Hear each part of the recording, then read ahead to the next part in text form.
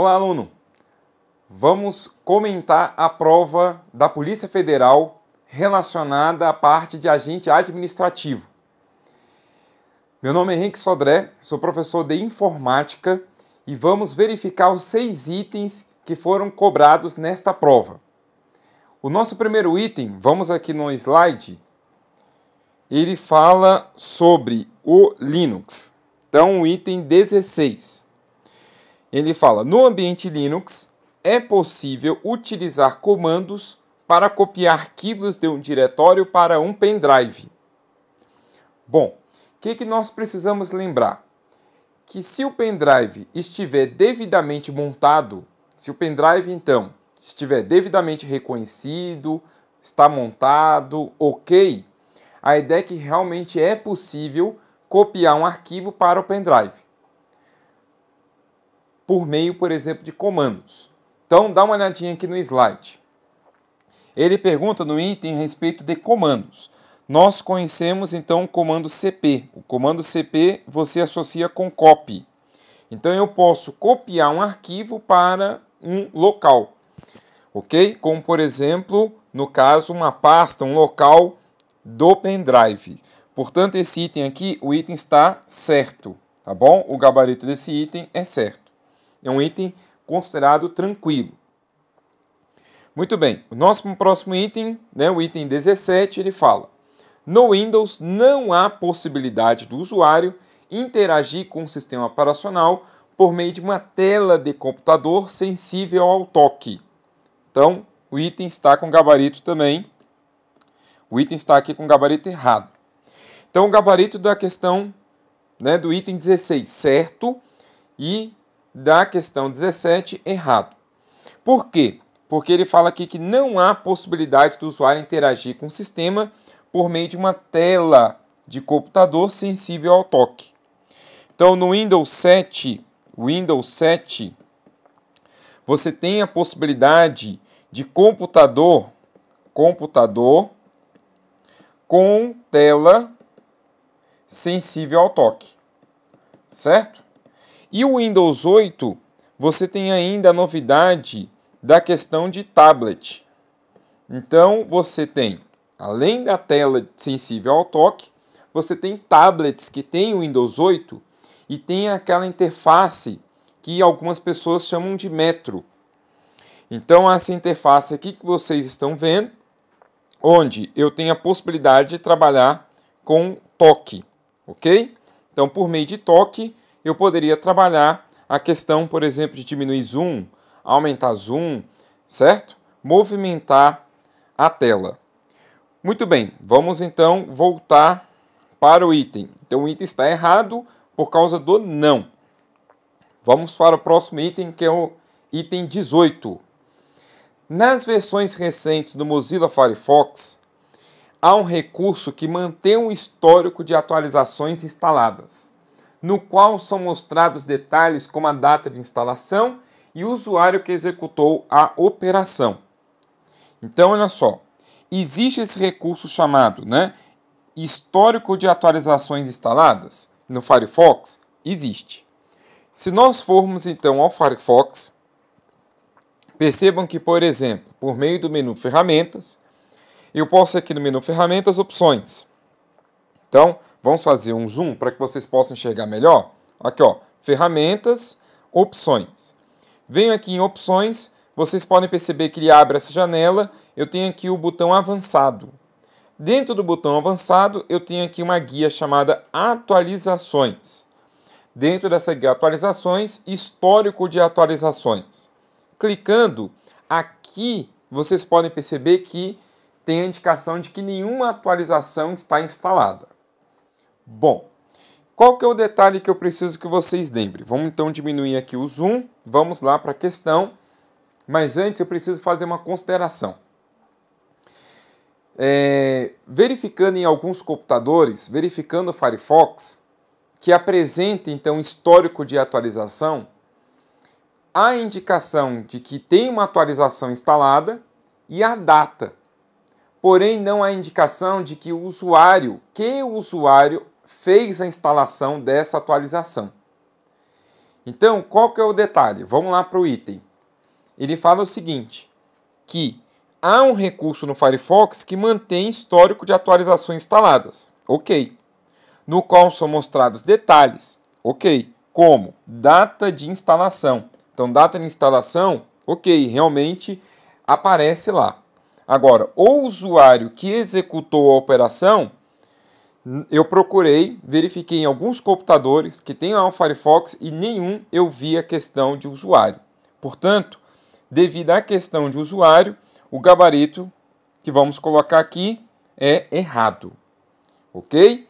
Então, você tem o histórico de atualizações. Como é que eu posso chegar em histórico de atualizações? Eu posso ir lá no menu Ferramentas. Menu Ferramentas.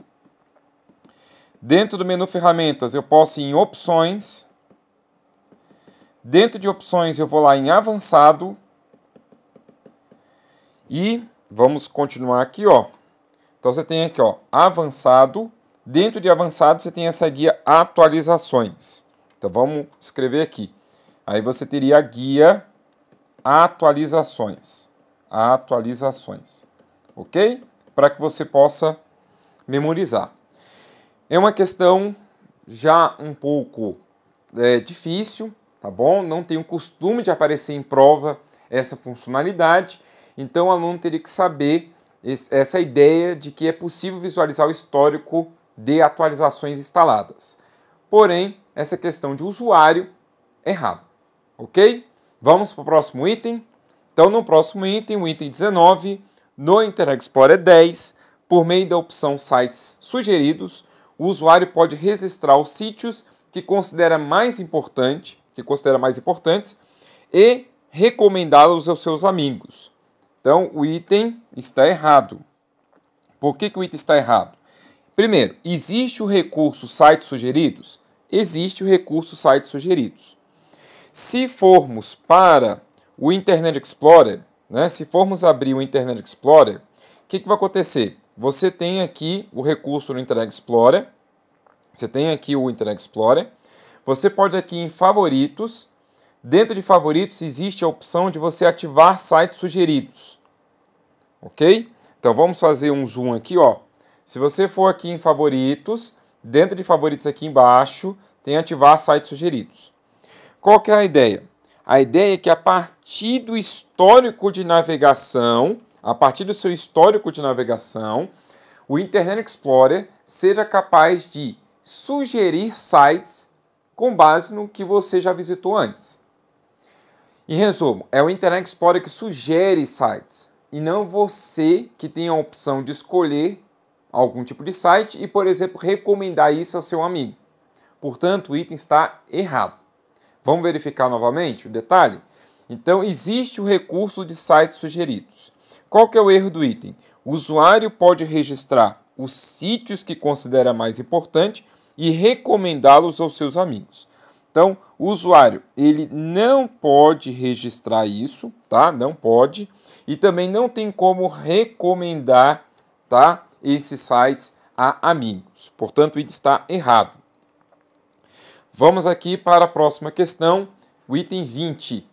Um dos objetivos da segurança da informação é manter a integridade dos dados, evitando-se que eles sejam apagados ou alterados sem autorização do seu proprietário. Então, existem aqueles princípios da segurança da informação.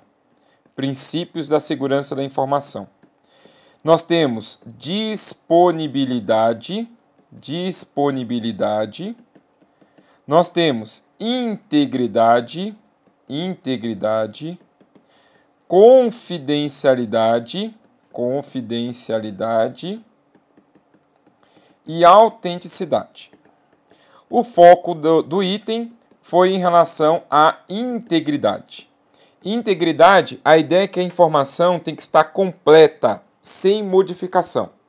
Então, ela não pode ser alterada, não pode ter alteração, não pode ser apagada, certo? Não pode ser modificada, alterada, apagada, tá bom? Então, qual que é o detalhe? É que aqui o item está, então, certo.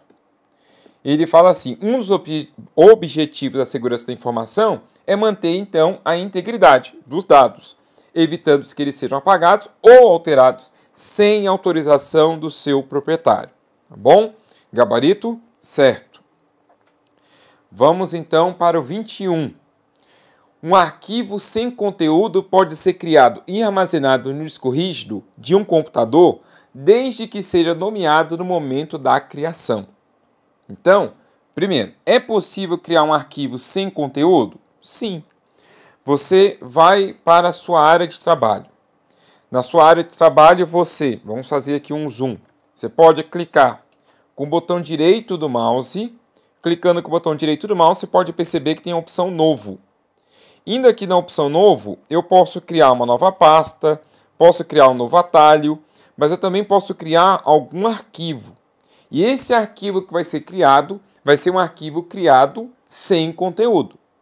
Então, se eu for aqui Novo, Documento do Word, vocês podem perceber que seria então criado um documento do Word sem conteúdo, mas que terá que ter um nome. Então, a ideia é que eu posso criar um arquivo sem conteúdo, mas ele precisa ser nomeado, ok? Então, vamos lá para o slide. Vamos diminuir aqui o nosso zoom. No item ele fala, um arquivo sem conteúdo pode ser criado e armazenado no disco rígido do computador, aí a condição, desde que seja nomeado no momento da criação. Portanto, o item está certo. É a condição, né? O arquivo não pode ficar sem nome, ok? Então, você teria essa condição, o item está correto. Vamos voltar aqui para os slides.